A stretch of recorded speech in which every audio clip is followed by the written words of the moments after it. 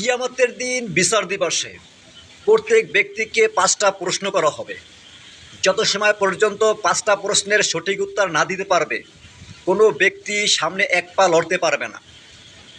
1 নম্বর, আল্লাহ তার বান্দাকে বলবেন, আমি তোমাকে 50 বছর, 60 বছর, 70 বছর, 80 বছর, 90 বছর, 100 বছর তোমাকে আমি দীর্ঘ জীবন দান করেছিলাম।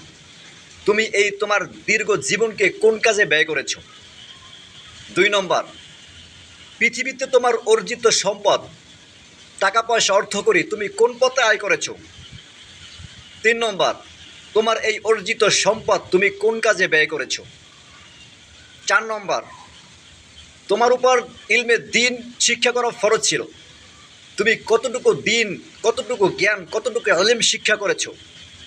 5 নম্বর, আর সেই শিক্ষা অনুযায়ী তুমি কতটুকু আমল করেছো? সুতরাং আল্লাহর প্রদত্ত আমাদের এই জীবন, সম্পদ এবং জ্ঞানের জন্য ঠিক ব্যবহার করতে পারি, ঠিকমতো ব্যবহার করে আল্লাহর সান্নিধ্য অর্জন করতে পারি। আল্লাহর জন্য সেই তৌফিক দান করেন। আমিন।